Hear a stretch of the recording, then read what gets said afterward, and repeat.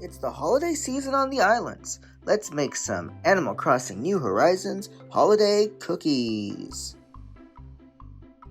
Hey everybody, it's Jammy here, and today we are going to finally put to use the cookie doughs that we made a couple weeks back.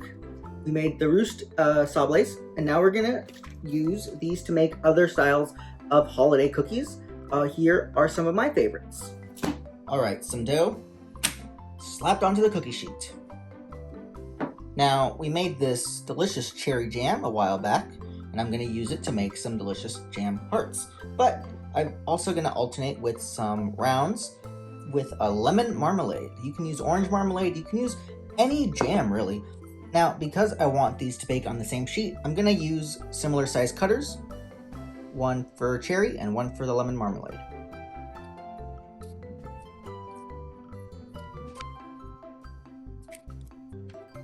Alright, now just adding jam to the top of these is just going to make a big sloppy mess, so we have to make a divot for them. So I use my thumb.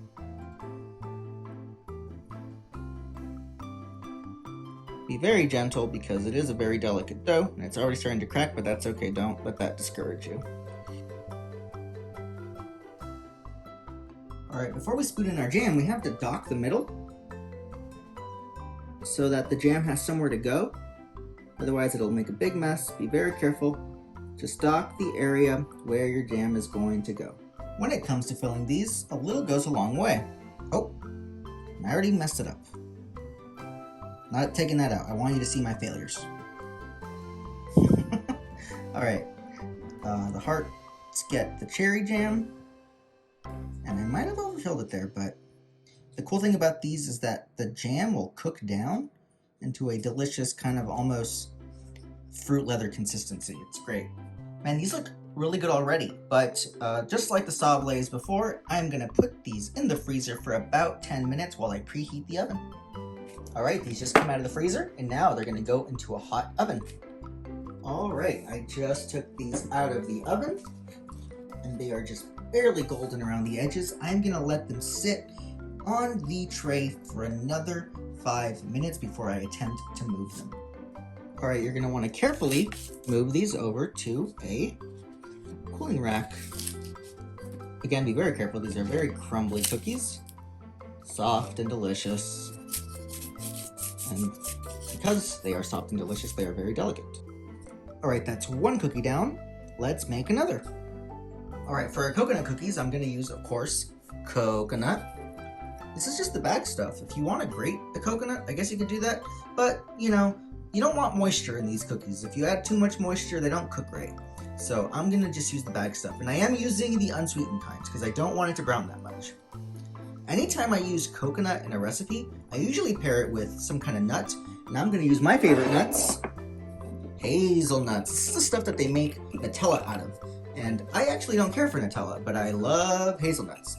But both the hazelnuts and the coconut, I'm gonna run through my little mini food processor because I want them chopped up. It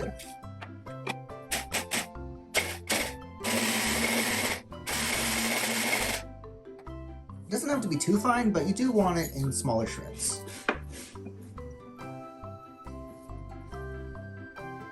And now the hazelnuts.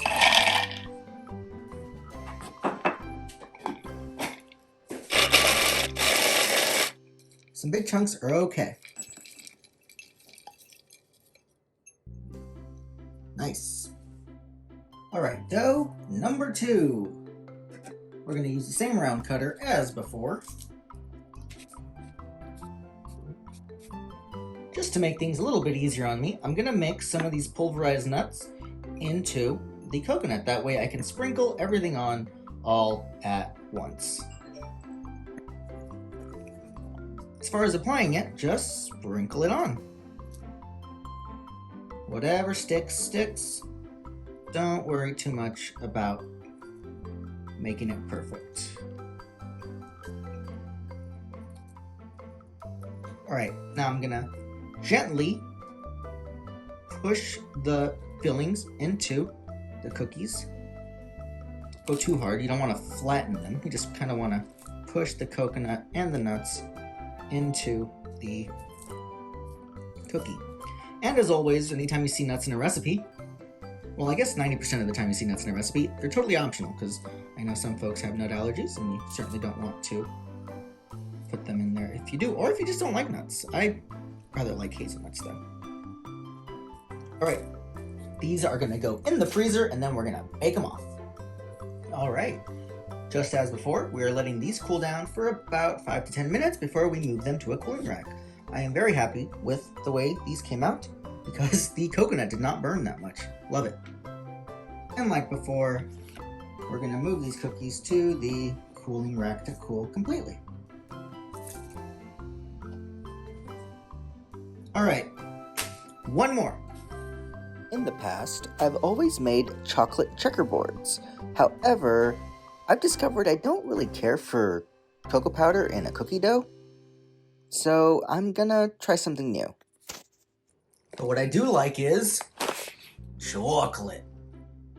Now, for the purposes of these cookies, I'm going to chop it up into little slivers if you can. Let's cut out our cookies. Alright, now we're going to sprinkle on some chocolate on the different quarters of the cookies. Doesn't have to be perfect. Alright, a little bit messier than I pictured, but we're going to put these in the freezer, and then we're going to bake them.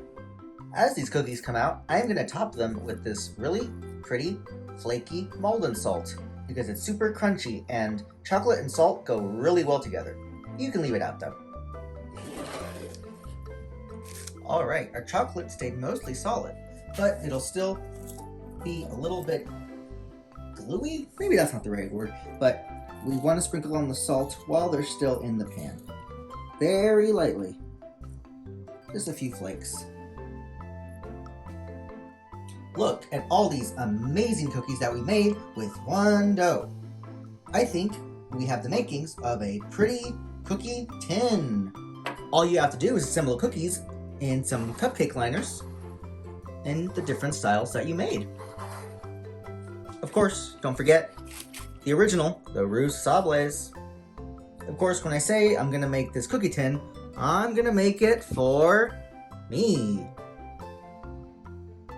Animal Crossing holiday cookies are yummy. Thanks for watching. If you like that, check out this playlist. I think you'll like it.